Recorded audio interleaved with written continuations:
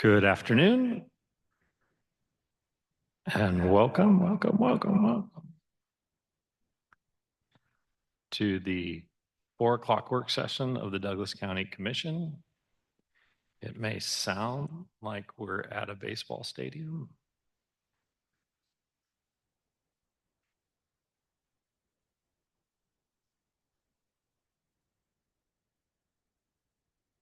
Next, we're going to play walk-up music for each presenter.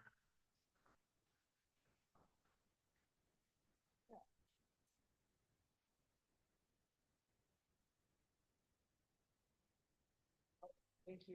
How's that?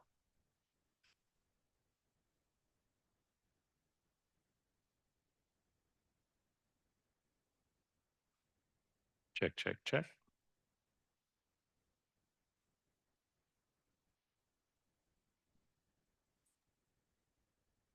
I can hear you, Patrick. Thank you. We can also hear me here. We're good? All right, we're all good. Thank you, Robin. So this afternoon's work session is an overview of our core service departments with maintenance, IT, GIS, and administration here. As with all of our work sessions, these are for informational purposes only. We do not take any votes. We do welcome public comment, but not during our work sessions. We ask for you to provide that public comment during our general business meeting, which will begin at 5:30. So if you have any thoughts on what you heard today in our work session, we invite you to join us then. And with that, I'll turn it over to Sarah to get us kicked off. Thanks. And I might just mention that Commissioner Willie is not able to join us at this moment because she is currently serving as a volunteer firefighter with the Grass Fire in Northwest Douglas County. So I'm excited. I think we've got 2 more department overviews after this, one for Public Works and one for planning, but we're wrapping down this series. And I was excited to give this team of folks an opportunity that really doesn't take a lot of credit for a lot of things and doesn't always have the limelight, an opportunity to talk about a tremendous amount of work that is done by these 3 departments that serve all other departments. And so these are really our 3 core, what I would call core or central service departments that serve other departments, but we also have forward facing and community facing interactions. So with this, I think Starla has agreed to be our MC for the PowerPoint, but we're going to start with Mr. Wilkins, and he's going to talk about maintenance and grounds and facilities. Yes, and I will start by thanking Starla for her assistance with this little presentation. And I'm more than happy to take any questions once we're done, of course. The maintenance department maintains over 40 buildings around Douglas County, and that number may be going up depending on where we move with fire station and maintenance on them. We have 14 facility and grounds maintenance personnel, 1 admin person, and 8 custodians currently on staff. And they're spread out around the county to take care of all the facilities, of course. Since the jail never closes, it is by far our biggest maintenance issue, I guess I would say. We do have staff on call 24/7, 365. Have a group of great guys that work out there and take care of things. They know the building inside and out, and they keep the operations running. I think you could talk to the sheriff or anyone that is actually at the jail, and they'd let you know that without this maintenance staff, there would be some serious problems there.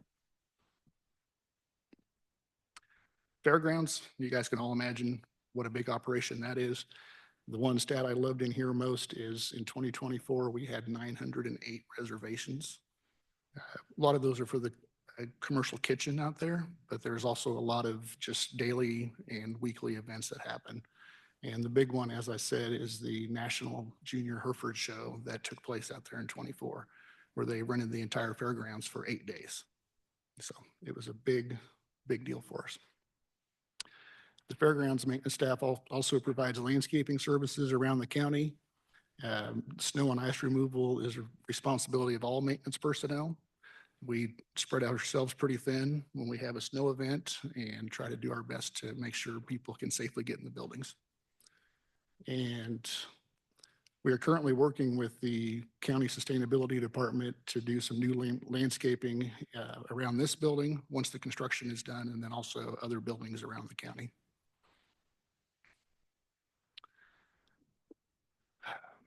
Okay, so the old courthouse and the law enforcement center, I call our downtown campus. And we have 3 guys that are stationed here in this area. We also take care of, with those 3 people, we take care of the juvenile detention center and then most of the county's communication towers around. So the guys that are downtown are also spread pretty thin, but they do a great job. I'm very proud of the fact that they keep everything running, even though they're running all over the county. These are the other facilities, the larger facilities that we maintain. And these, other than the Human Services building, we do not have anyone stationed at these buildings.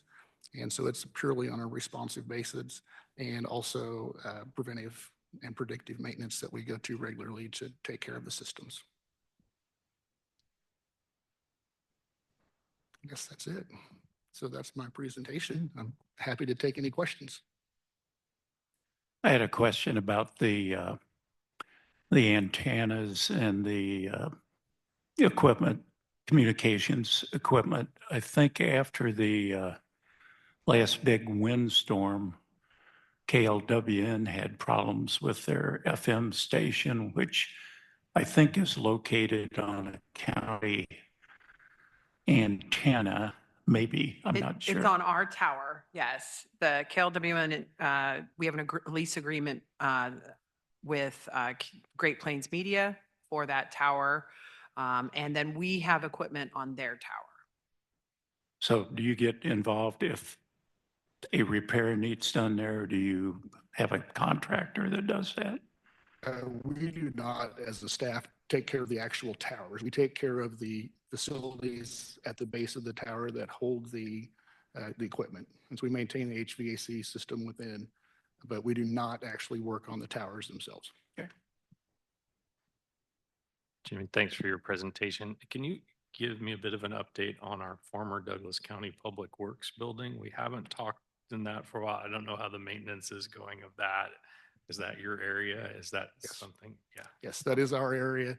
At this point, we're maintaining it to a kind of a minimal level to make sure we have heat in there in the winter time. The water is shut off to the building. We do monthly inspections to make sure we don't have unwelcome guests or pests in the building. The building is used occasionally by the Lawrence Police Department. The KBI just used it 2 weeks ago for training. It's a great setup for them to do some routine training in that facility. And so we do allow that, and they use it several times a year. We'll talk to you more about the future of that building when we talk about CIP in a couple weeks.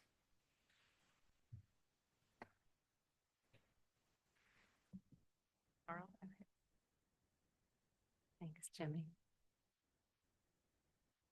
Okay, so Starla Jones, I'm the Director of Information Technology here for Douglas County. And I'm proud to have Ben Aldridge, our security engineer, Tyler Fleming, our GIS manager.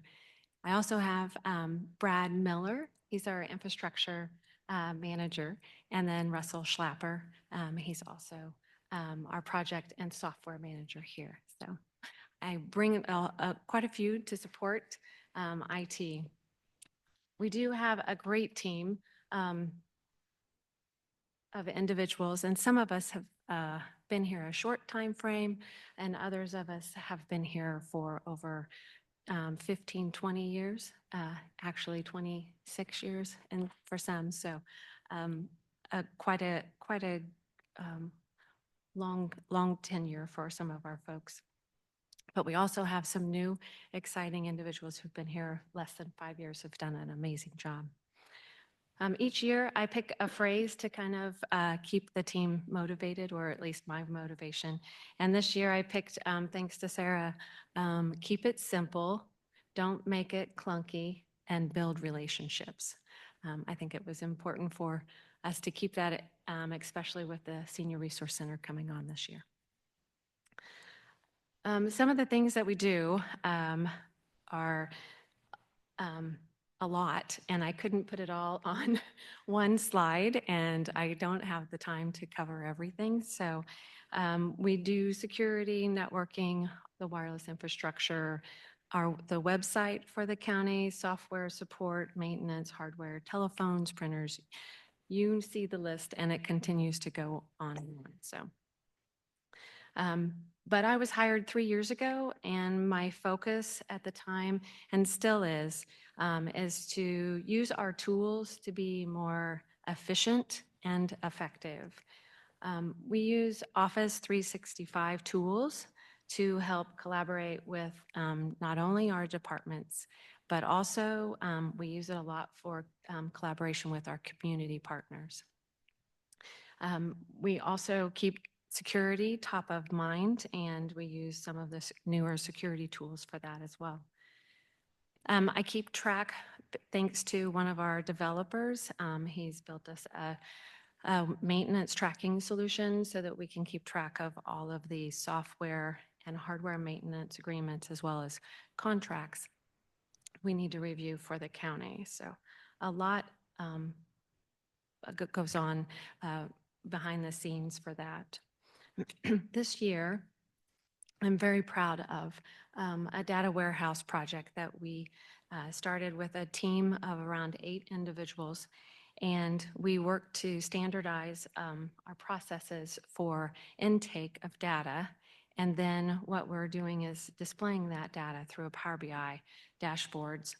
We are working with the homeless data currently. District Court, we've been pulling information out of Odyssey for that. The Behavioral Health Court and Drug Court data, we're also working on bringing that in for Power BI. And yesterday afternoon, in fact, we met with Dr. Cravens and working with him to bring some of his data in as well. We also have been meeting with the District Attorney's Office. So. We don't only support the county, like I said, and the departments, but we work with all of these community partners and continue to continue to work with even more partners with different applications and solutions. The last 3 items there, I meet on a regular basis with the City of Lawrence Director of IT.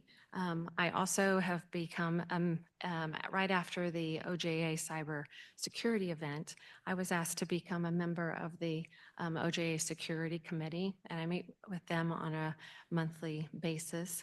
And I also communicate a lot. I put Big Five, we're the Big Five county IT. I meet with them on a regular basis.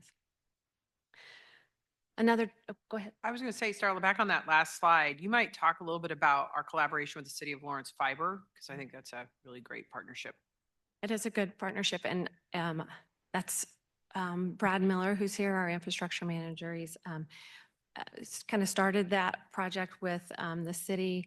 We do have a fiber connecting all of our facilities and our network infrastructure in place to make sure that we're connected, and we work with them, and we have addendums that Sarah has signed over the years to connect those together. So, and we continue to work with them, and in fact, we're working with them regarding the Senior Resource Center.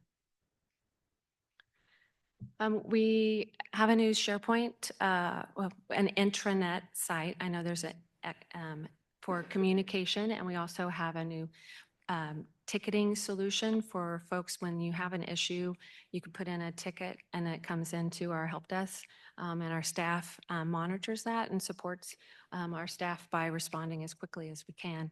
As you can see, our tickets coming in are continuing to increase, and as well as we do a lot of projects. That's the reason why we have our project manager, is because they're starting to get larger and requires a lot of time and attendance to those. And last year we did around 150, and we're continuing to increase on those projects as well. Our county website, we're very thankful for a web developer that manages our county website for us. In the last year and a half now, I guess, we've converted it to .gov, which was a security requirement that we were trying to obtain for the state. And also, we moved to a different hosting provider, which also gave us additional security tools We're able to see the number of engagements on our website so we can continue to work with and build better collaboration for our community and our partners. Whoops. Went too far. Whoop, whoop, sorry.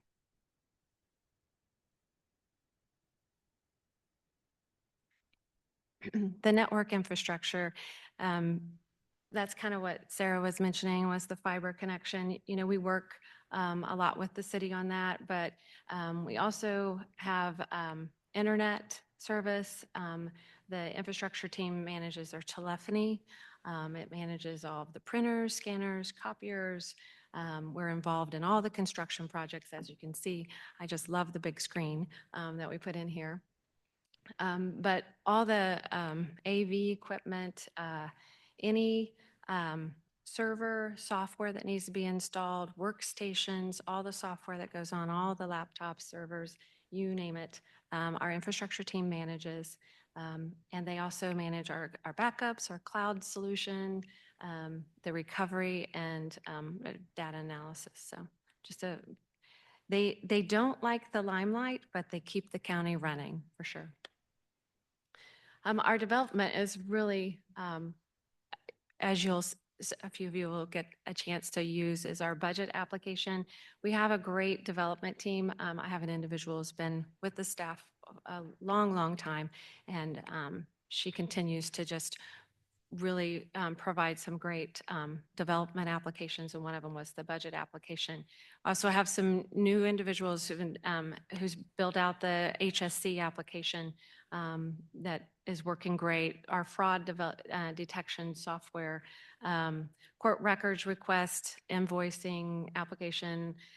We have the traffic court got really bogged down, and so we built an application for folks to scan a QR code so they could wait in line. Our jury portal is managed somewhat by us, and then we have UCAVA that we were part of for the election team, and the BHCDC application, which we'll also be adding in the veterans application. We just continue to grow on the development piece because maybe that software package that is out of the box just doesn't fit the workflow for the county. So, and that's me. So now I'm moving to but I think the most important thing is, keeping the county secure and safe, and that's what Ben manages. Hi. So cybersecurity, it's part of IT. Kind of a lot of places it may be its own separate department, but it's just IT here. Next slide, please. So threat scan landscape, I kind of threw a little bit of information here. These were taken from CrowdStrike, a giant cybersecurity company. It's just some data to kind of show how important cybersecurity is and how it's kind of a ever-changing landscape. So the TTE, or time to exploit, which is the average time taken for an exploit to for a known vulnerability to be patched time taken to exploit a known vulnerability before it's patched. In 2018, it was 63 days. In 2024, it was just 5 days. So it kind of shows that even in just those 6 years, that timeline has shrunk, which shows how important it is to patch and be on top of those vulnerabilities as fast as possible.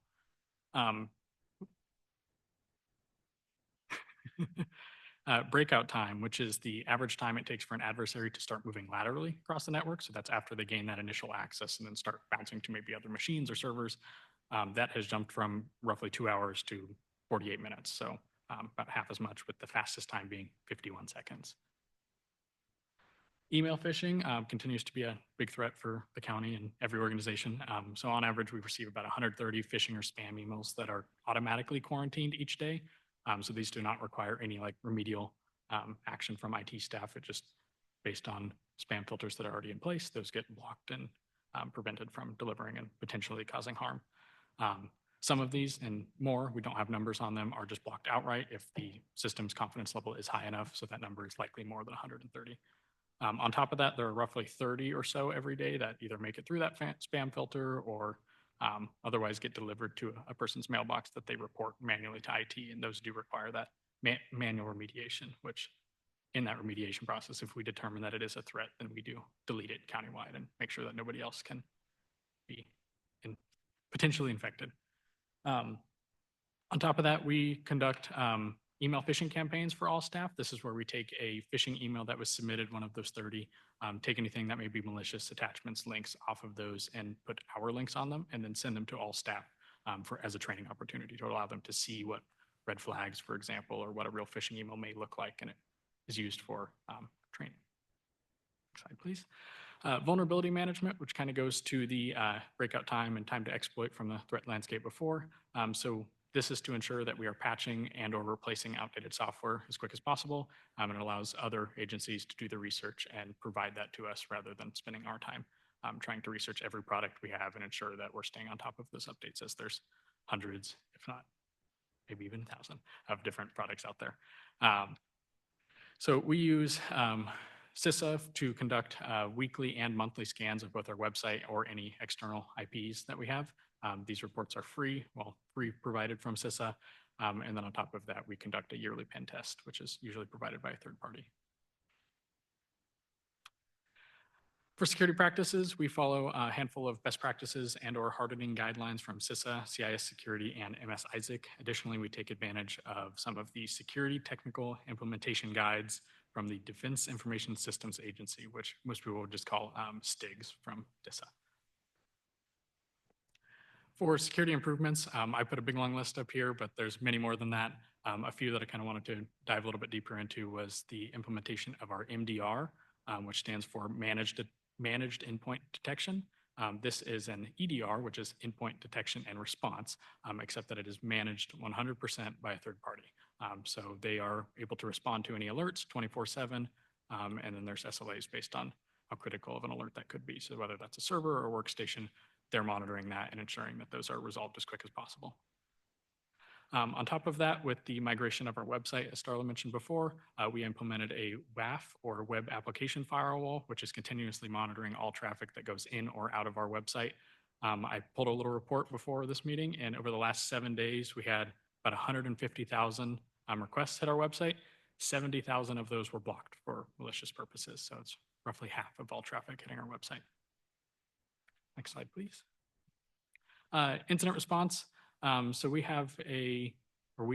conducted a small tabletop exercise with emergency management and all of the department heads to kind of go through a cybersecurity incident and kind of briefly talk about steps that would need to be taken, how long to recover, and what applications could be down in an event. So kind of just getting that understanding out to everyone and how serious this could be if there is an incident at Douglas County. On top of that, we have another one scheduled for IT. This will be a more technical tabletop just to allow us to kind of review our processes and ensure those are up to snuff.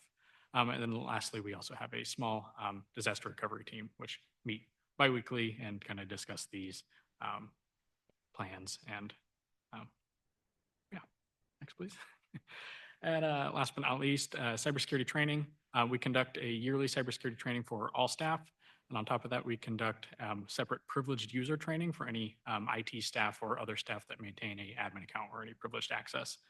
And then additionally, for those phishing campaigns that we send out, we automatically assign any remedial training for anyone that may have clicked on a phishing email. And that is all for me.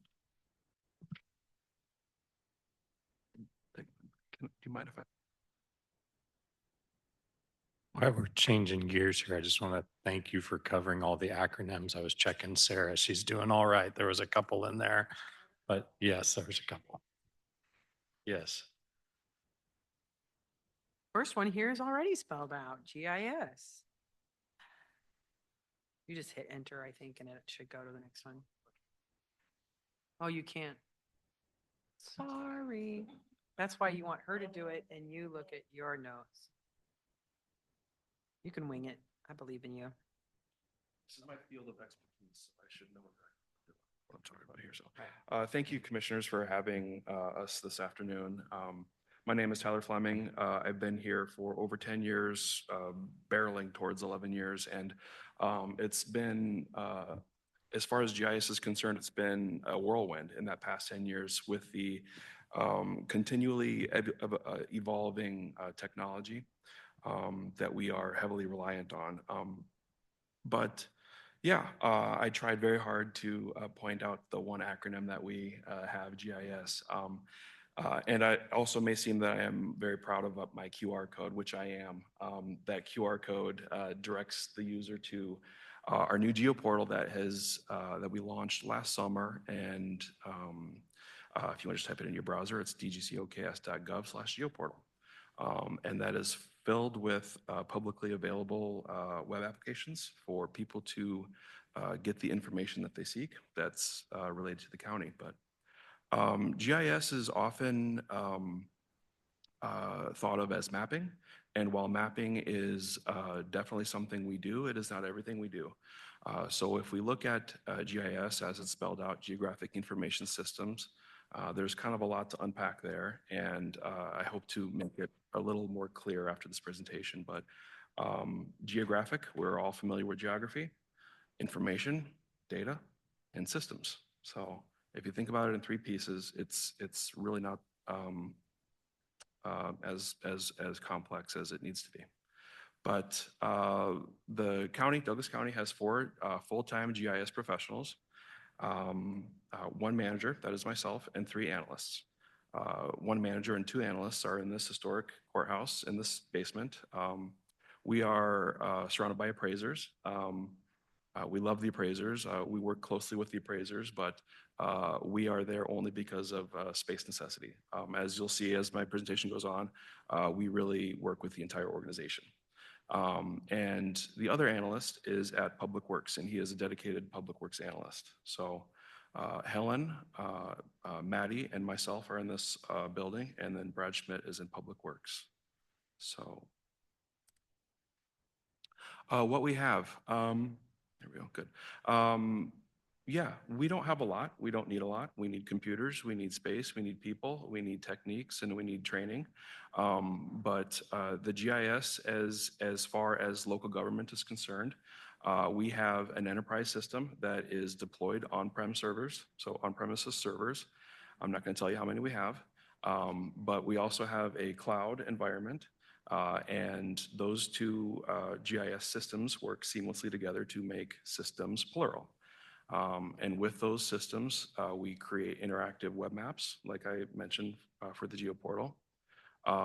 Those applications contain aerial photography, so top-down ortho imagery.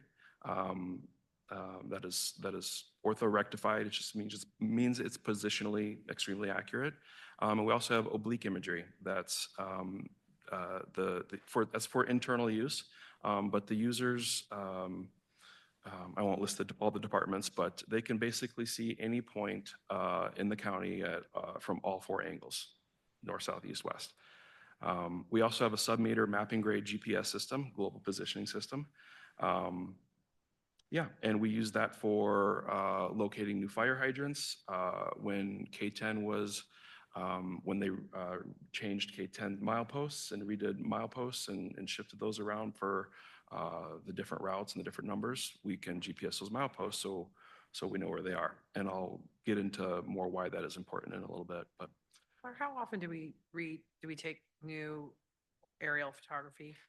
Great question. So we piggyback off of the state contract for our ortho imagery, which is top down. It's our authoritative imagery every 2 years. The state does a statewide collection, and we do a buyout program to get better resolution for our county. So that's every 2 years. And then we also get oblique imagery also every 2 years. We used to get them the exact same year, and that didn't make sense to me. So I tried to stagger them going forward. So we should theoretically, from last year, be getting a new set of aerials every single year. So great question. I think I covered a large format plotter, which is what giant maps are printed on. And we also have a large format scanner, which Jake made a really good use of this year in our office. So what do we do? Yeah, there we go. I can see it better up there. Data and analysis and create representations. And this is all for and in the name of decision support. So data is really at the core of what we do. Nothing happens if we don't have data. And if we can't combine data into a comprehensive platform and database, then you're not going to get a map. And you're not going to have spatial analysis. So with spatial analysis, what we can do is uncover patterns that are not typically seen in standard formats. Everybody likes, typically people are very spatially aware. Maybe not as typically as I'd like to think, but we create representations of this data. And this is all in the name of decision support and spatial awareness. So while I know that GIS is not the center of everybody's universe, it is the center of my universe, at least as far as local government goes. And I do not think that GIS is the center of all these departments' focus, but all of these departments can be linked to each other through GIS. And it's been kind of fun since we created this graphic, trying to connect the dots from zoning up to appraisers and then back down to public works and across and all over.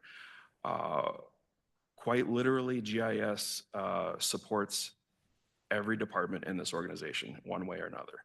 And a lot of these representations and interactive web maps and applications, we can see that as quite evident. I don't have time to talk about all of these, so I would like to talk about just a small handful of them that might not be as obvious to you all and to anybody that's watching and wanting to learn more about GIS. But those are District Attorney's Office, and then the Emergency Call Center, i.e. dispatch, Consolidated Fire District number 1, Sheriff's Department, and Emergency Management. They happen to be all kind of semi-related, and that's a good thing. But District Attorney's Office, in the past several years, we've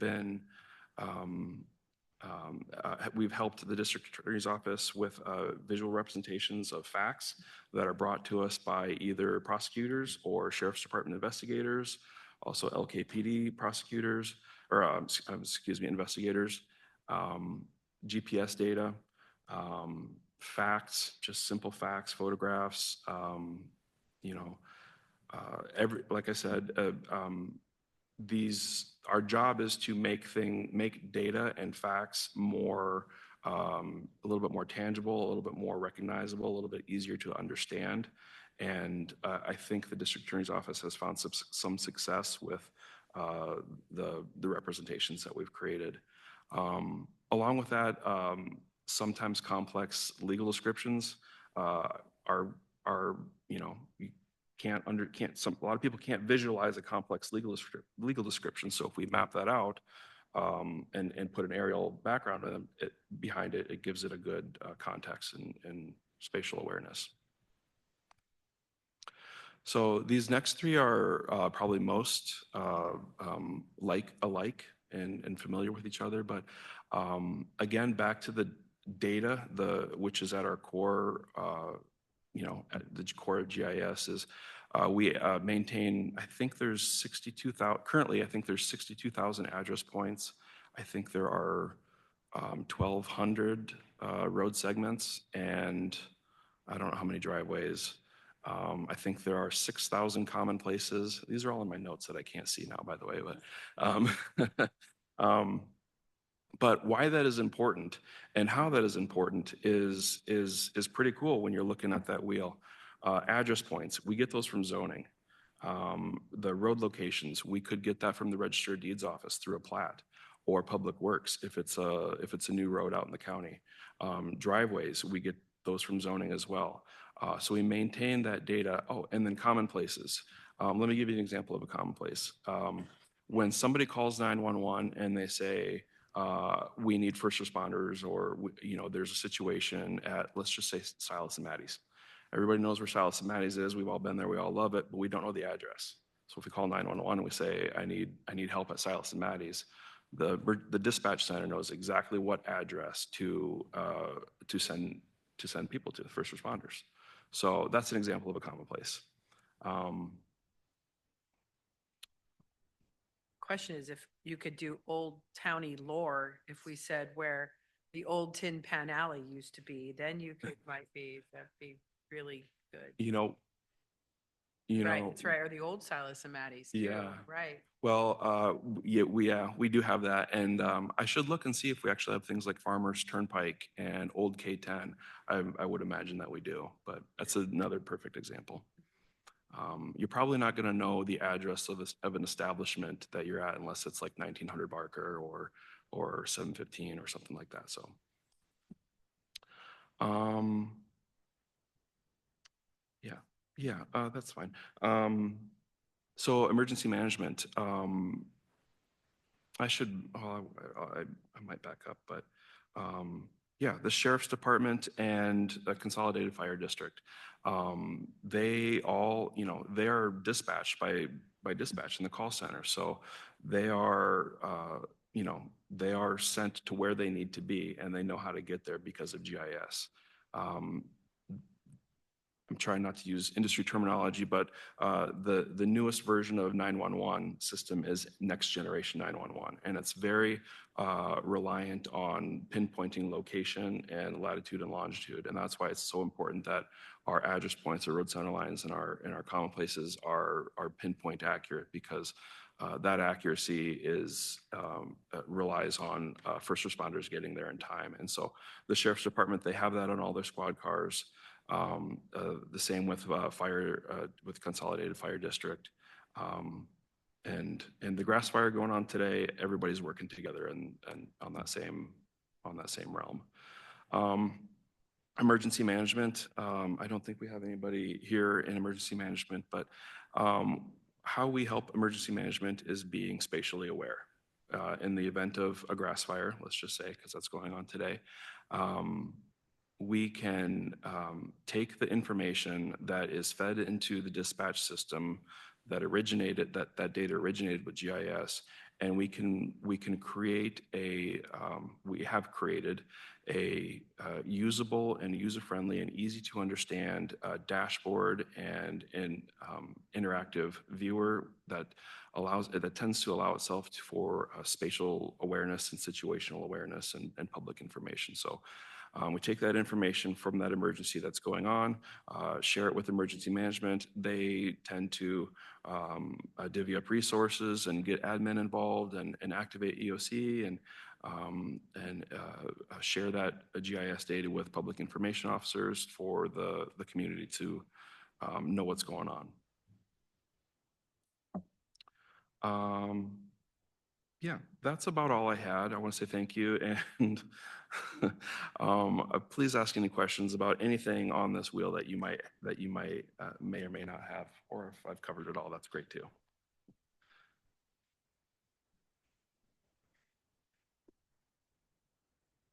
Go When you ahead. were talking about the Power BI dashboard, will you talk just a little bit more about that? Because I know you mentioned that you had just met with Dr. Cravens, and so it sounds like maybe you're getting ready to do a little bit more work with the Power BI dashboard. We are. We've started to work with him on the homeless documentation and data, but we are also working we thought it would be best for there to be one platform for most all of our data, and then for visual aid, and then also for a consistent process and storage location for our data, so that we have a process for how to bring that data in, and then visually everyone has the capabilities of seeing that data in different formats. Power BI gives you the flexibility to change and to filter a lot easier than some of those current solutions that Dr. Cravens is currently using. Do you also plan on overlaying any public data with what you're currently doing and mapping, right? Heat maps, SDOH data? There's a lot that we are planning to do, and there's a lot that Sarah has asked me about a year ago to kind of start looking at this, and it just took us some time to kind of start getting it started. And now that we have, I think our plan is to, in the future, show the community where their dollars are going and what we're doing to support we're supporting these agencies, and this is how they're supporting the individuals in our county. In the future, will the dashboard be used to identify areas in the community or across the county where the commission could lean in or be thought leaders with our service agreements to encourage different types of interventions based on the data within the dashboard? Yeah, I Where think we have that's, gaps. yeah, that's the next evolution of all of it is how do we, you know, a little bit what you heard last week with familiar faces, like how are we using this data then to be proactive about decision making?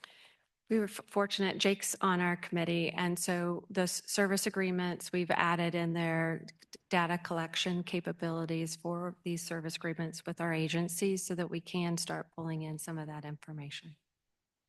Thank you. Before we leave GIS, I want to, I think it's, I don't think when I started public administration and I started some engagement around emergency management, how engaged GIS is and that emergency management just wasn't happening. And then when we had the F4 tornado that came through kind of the diagonally across the county, GIS is a vital part of that emergency operations center. They're tracking the route of the tornado. They're getting information from first responders.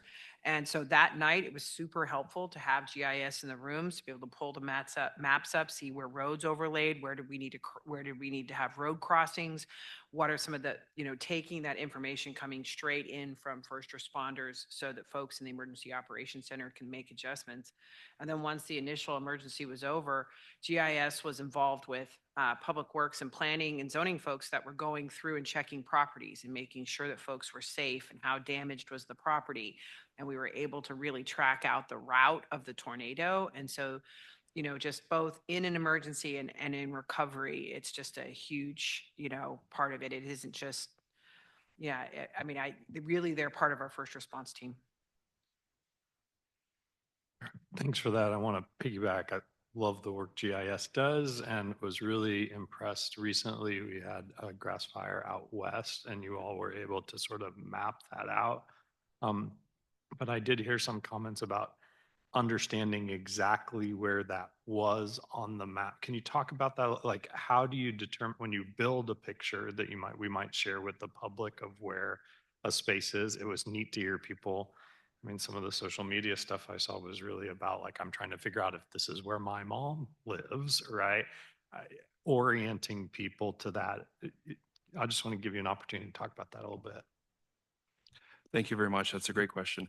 The function of the Emergency Operations Center is really something impressive, and how that is how everybody works together. But basically, to answer your question, what GIS does is take the information that comes into the dispatch center through computer-aided dispatch, and it's live data. In CAD and Spillman, computer-aided dispatch, it's live data. It's as people are dialing 911, but it's very utilitarian, I think I would say, and it's all encompassing. So while there might be 2 grass fires going on right now, the computer-aided dispatch system might show something completely unrelated in a different part of the county that's not related to the emergency. So what I do is I have access to the CAD system and I know exactly where the event is happening, and then I add that to a more user-friendly platform that can be shared with not only emergency management, but public information officers, and they can determine how and when it is appropriate to share that with the community and to involve other fine folks in the organization. Okay, I think it's my turn. I want to thank Jake Broadbent in our office who helped put this PowerPoint together. And I think even Sean had maybe some stuff to do. Did you help with that? I don't know. We'll see. I did some stuff and I got a team of folks here. I know Carrie's here and she's got some slides. So I want to make sure Carrie comes up and talks about it. I thought it'd be helpful for you to see an org chart of my office because there's a lot of us. And I don't know that you all see that all the time, but I'm the county administrator. Hello. You know me. And then I have thanks to the commission, we were authorized a position to hire the deputy county administrator position in 2024. And we brought Sean Peterson on board, and we moved sustainability programs and heritage conservation to directly under him. And then under Jill has a number of direct reports too. She's got Dr. Matt Cravens that you guys just heard a lot about. And she's over our housing and human services coordination. And Jake reports to her as well in that team. And then in the middle of this org chart is everybody who reports up through me. So I would say we're a very eclectic group of people that are working on a lot of things, and some are more forward-facing folks, what I'd say outwardly facing, or Bob with behavioral health projects, and obviously Carrie with communications and media. Criminal justice coordination is really both internal and external between the CJCC and our community partners. Jay Zimmershed is our capital projects coordinator, and he's very busy right now working on really serving as the project manager for our construction projects. He works closely with Mr. Wilkins, and who likes it when I call him Mr. Wilkins, and Starla. That team of three are kind of the three musketeers on all of our internal project coordination for those capital projects. Our risk management coordinator is Julie Sackreiter. We found out she's been with the county over 30 years last week, and that's just her second time around. She left the county and came back. So Julie manages all of our risk management portfolio, all of our liability, all of that work, which is a tremendous amount of work internally.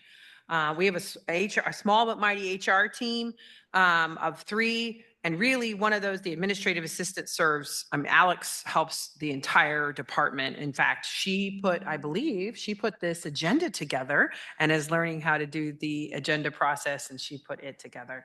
Under our finance team, we've got Brooke that you guys hear from a lot, but also we've got budget administration, we've got a purchasing procurement person, and our new grants position. So finance is definitely kind of what I would consider a sub-department of what we're doing here in administration. Oh, wrong laptop. Okay, so that's basically, I just covered all of these different areas that are at that level.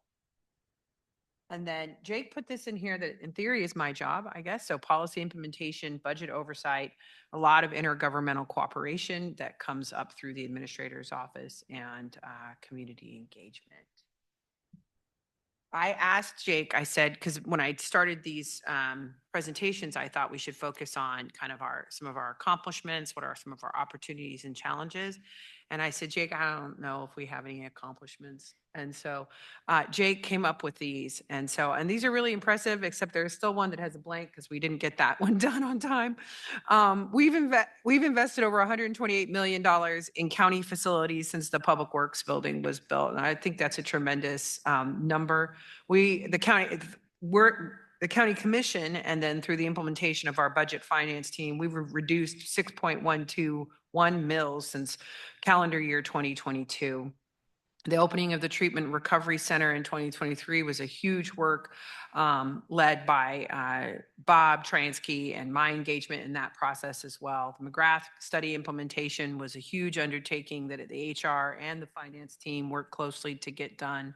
A Place for Everyone, as you all have heard, is a huge investment of our department's time and energy into that.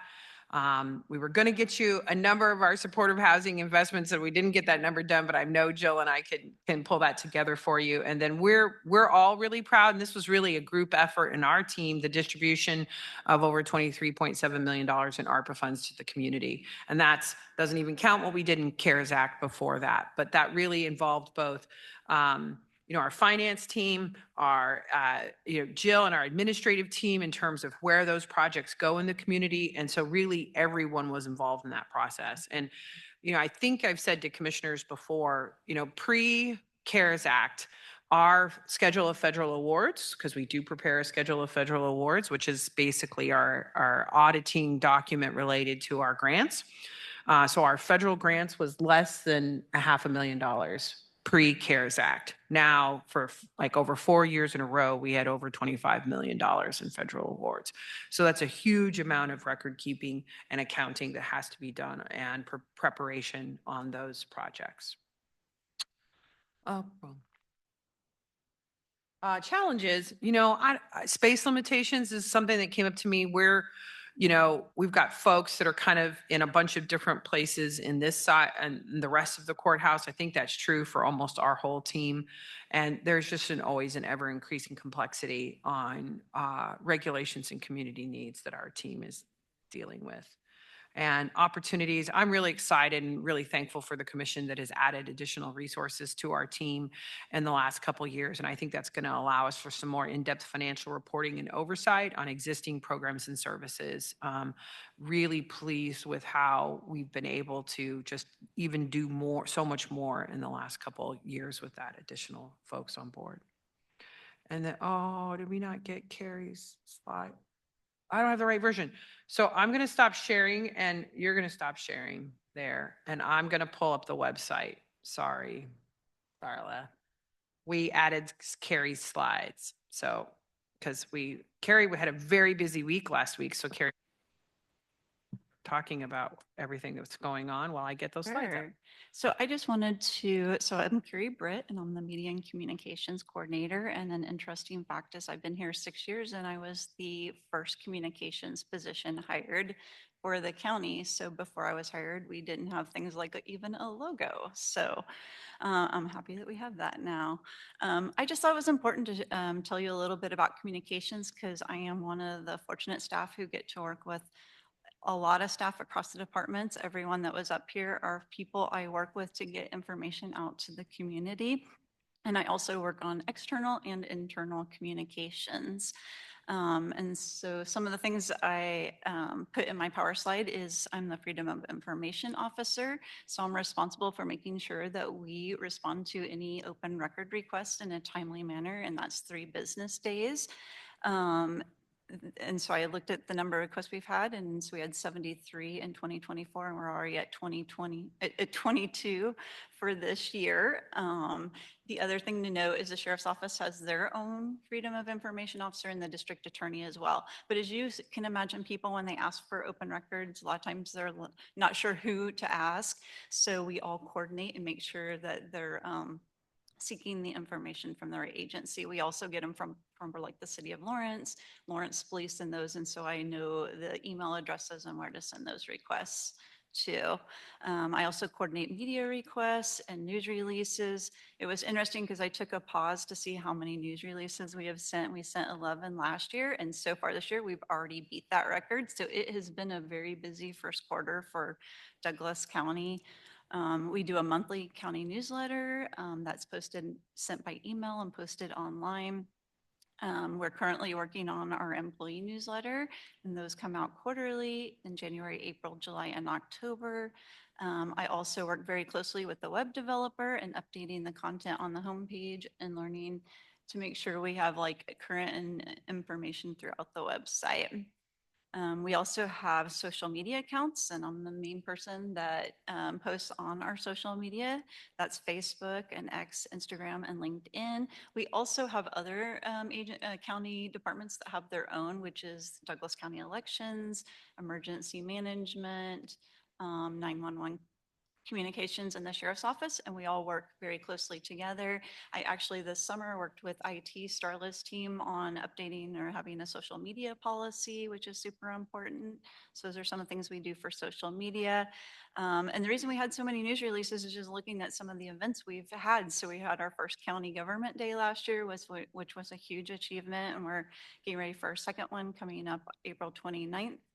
We've had lots of buildings, as Jimmy and Jay know. So we've been doing like a lot of information on the GLEC addition project. I helped the Lawrence Douglas County Housing Authority with the Del Mar Place Apartments.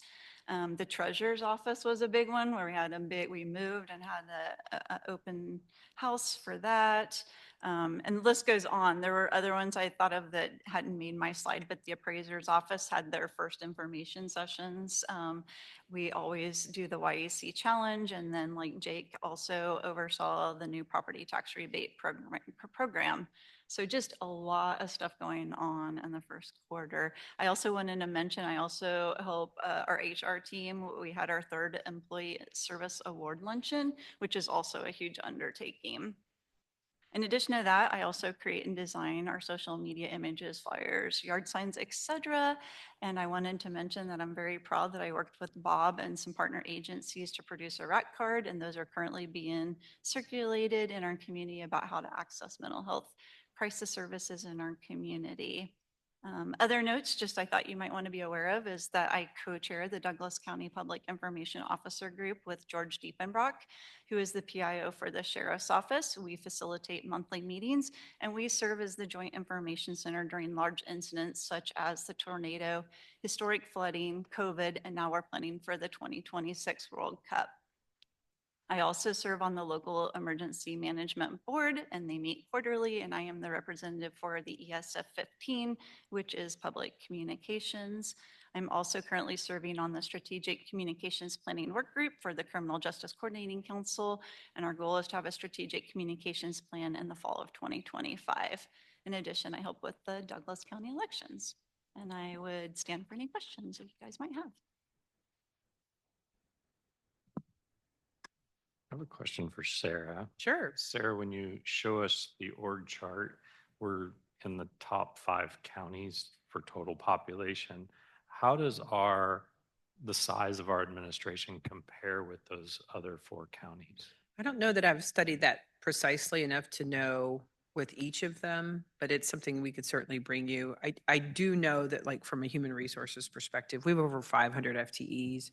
And so generally, ratios related to human resources to staff we're substantially low there, considering we're self-insured for health insurance. There's a ton of work that happens with that process too as well. So, I think we are pretty lean, but I think we're doing all right where we are right now. And I just think as we adjust, we'll continue to sort of bring that information to you all. Do you think HR is the next, hot don't know. spot that you don't know? I don't know yet. Okay. Sorry. Yeah. I think like some of it would depend. Like if we did go to gap statements, finance would be we'd have to pivot and have that conversation. I think I have probably maxed Carrie out to her maximum capacity in terms of from communications into what we can accomplish. So I think there's other areas too in that as well. I do think honestly, bringing on like Senior Resource Center, that's a real asset I think it's going to assist us and she's going to work closely with Jill on a lot of so we're going to be adding capacity to some of the community-based work we can do in that situation, I think. So I think all of those things are sort of at play. I'd hate to say it's necessarily HR at this point, but I think there's something we're definitely paying attention to. I did manage to get my direct reports down by about 4. So that's a big plus because as you see, almost everybody on that middle part of the charts reports to me. It's something I want us to keep track of as we do add something like Senior Resource Center, the demands on all the people here, because it just adds more responsibility to IT, to communications, to all those different departments. And I just want us to be conscious of it. And, for my sake, looking at other counties, it isn't always apples to apples because they don't always provide the same types of services. I don't know that that's always help, but I do think it helps give our community a sense of, how do we look compared to other communities of similar size, and then look at what kind of programs we provide. So, yeah. I'm less worried about administration per se in this. I am concerned about both IT and maintenance. The number of things that are now under Starla's umbrella that were not under that umbrella when she started has at least like tripled or quadrupled in that situation. And I don't think we were going to mention this. So we're centralized in our approach. So that means, and also we're centralized in terms of budgeting. Almost all software maintenance and that contract management and that bill pay all runs through Starla's team.